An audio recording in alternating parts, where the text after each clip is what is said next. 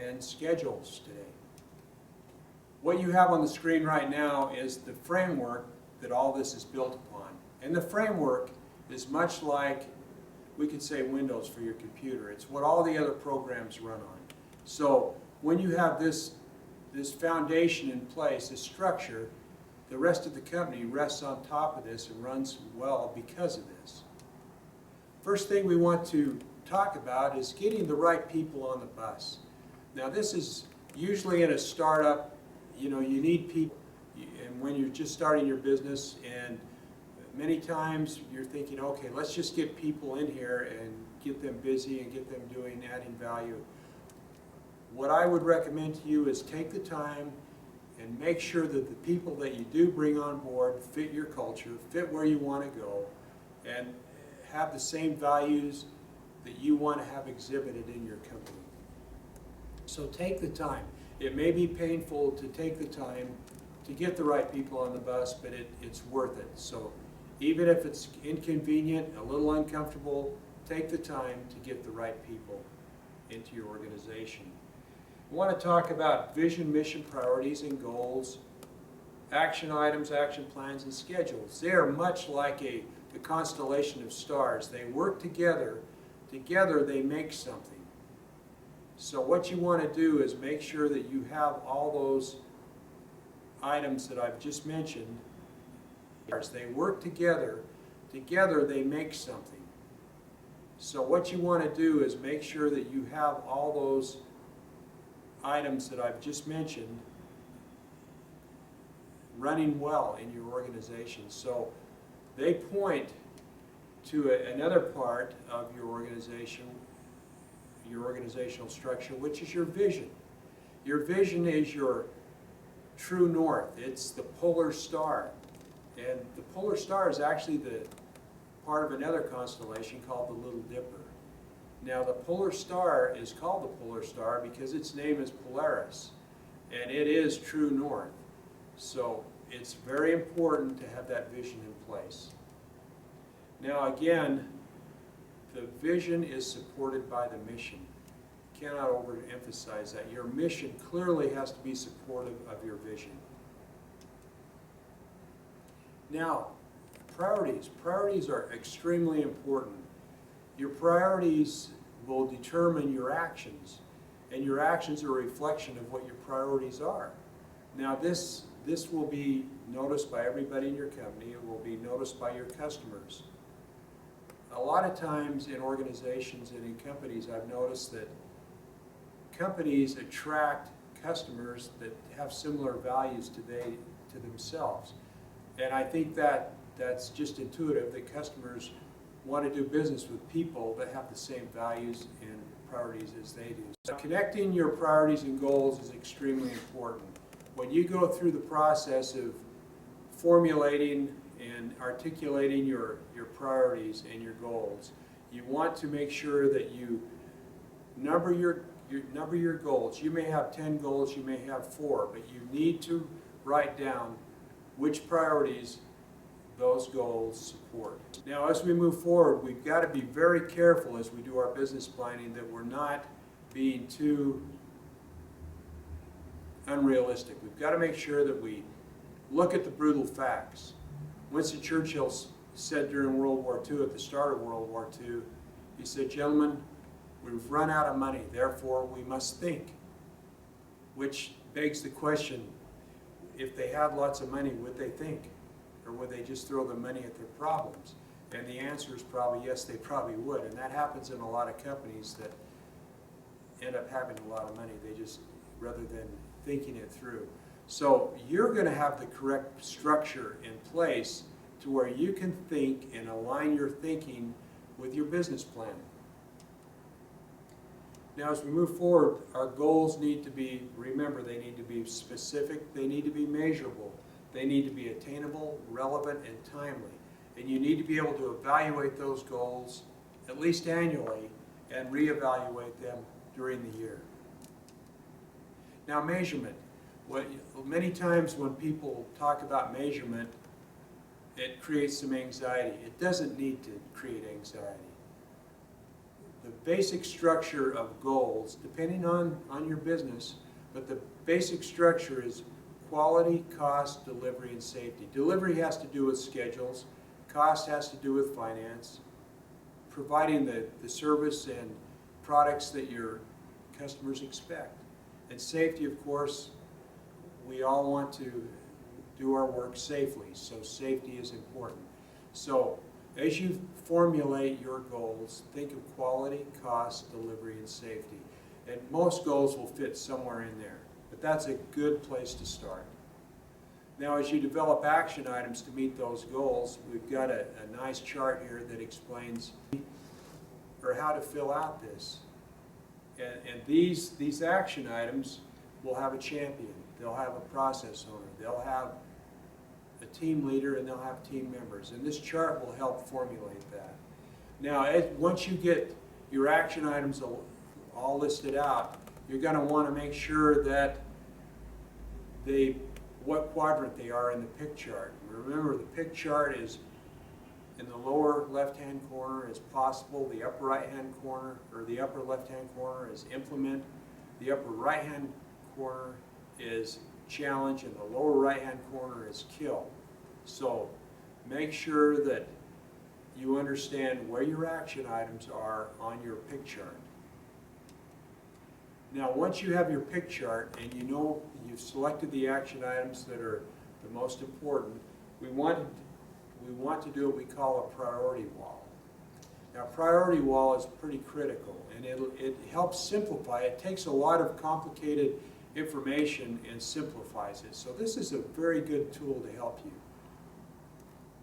One thing you need to do is decide, okay, what makes one of these action items more important than another? Because not all action items are of equal importance. Not all of them need to be done now.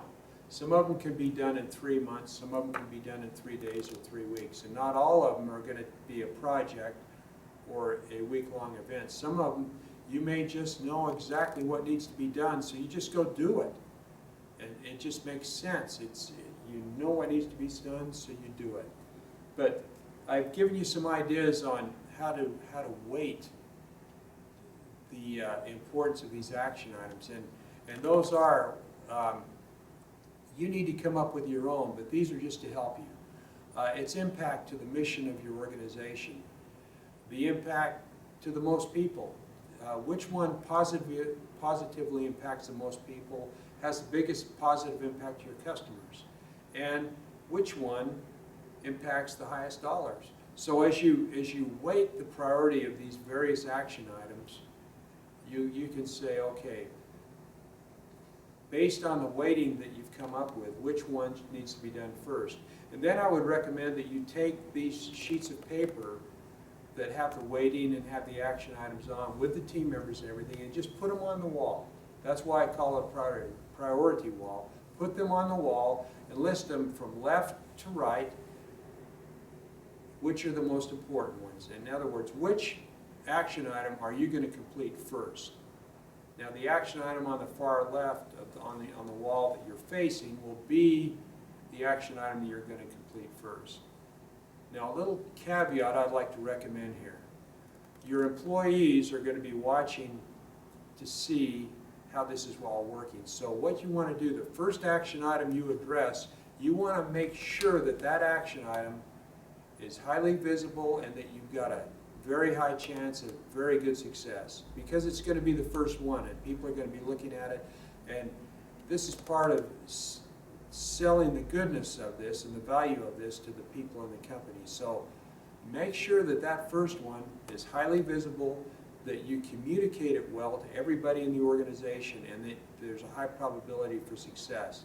Now, you need to bump that up against the weighting, because the one that might be the most important to the mission, the most important to the people, and the most dollars positively may not fit that criteria.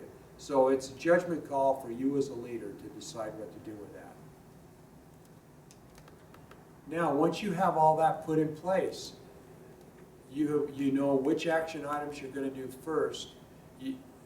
I need to give you a bit of a explanation here as far as setting yourself up for success, because you don't want to say, okay, we have 12 action items, so we're going to do one a month, or we're going to do 2 a month. I think you're setting yourself up for failure if you do that. It depends on the action item. So I would recommend, we've already talked about that all action items are not equal. So you want to make sure that the dates that you put on your action items are actionable and they can actually happen in the time frame. So basically, if you have 6 action items that you want to get accomplished, plug them into what I call a 12 to 18 month roadmap. The dates that you put on your action items are actionable and they can actually happen in the time frame. So for success at certain points of that roadmap, and then it'll be easy to build a schedule around that. Now I have here 2 examples of schedules. A schedule can be done in Microsoft Project. That's fine. If you have Microsoft Project on your computer, great. Do it in Microsoft Project. If you do not have Microsoft Project on your computer, you can make a very simple, easy to read, very user-friendly schedule in Excel. And if you don't have Excel, or if you don't have Microsoft Project, you can just write one on a piece of paper, and that works perfect. That will work fine too. So whatever you have, whatever your resources are, you can build a schedule with that. Now as you move forward on your schedule, things are going to happen. They say that even the best plans do not survive first contact with the enemy. So as you move forward with your business plan, things are going to happen, and nobody likes surprises, but they happen. So when we do get surprised and the environment changes, competitors do things, customers require more things, we make those adjustments to that. So as you move forward with your business plan, things are going to happen, and nobody likes surprises, but they happen. So when we do get surprised and the environment changes, competitors do things, customers require more things, we make those adjustments to that. Now, during the Korean War, there was a fighter pilot in the United States Air Force who came up with a concept in aerial combat where they'd have dogfights. He called it the OODA loop. And what OODA stands for is observe and orient and then decide and act. And what that does is, as you observe these changes, you observe them, you orient, okay, how does this affect our business plan? Based on our mission, our vision, our priorities, and our goals, as we move forward, how do we need to adjust? And then you make the decision and then you act. Some of these decisions can be made very quickly. And if you've ever been to an air show and seen the Blue Angels or the Thunderbirds, you know that they have to make a lot of decisions very rapidly and act very quickly. And in business, it's almost like that. You could, once you have your vision and your mission and your priorities and goals, your decision making is almost pre-choreographed, and you can make those decisions really rapidly, and it'll be great. Now, you need to have your governance structure in place, because all this also is dovetailed into the governance structure. And the governance structure has to do with you as leaders, or you as a leader, how often you're going to meet with your key people. And once you get your business plan in place, I recommend initially 30 days to do with you as leaders, or you as a leader, how often you're going to meet with your key people. And once you get your business plan in place, I recommend initially 30 days, you meet at 30 days, you meet at 60 days, and you meet at 90 days. And then again at 6 months for probably 4 hours for the 6-month meeting. For the annual meeting, I would say at least a 2-day offsite, a bare minimum a day and a half at an offsite, just to refresh. I call that a refresh meeting, because some of your priorities may have changed during the year. And if they have, then you need to adjust your plan to meet those changes in priorities, changes in the business environment. Once you have that in place, you are ready. You're ready to move forward, and I wish you the best. Thank you.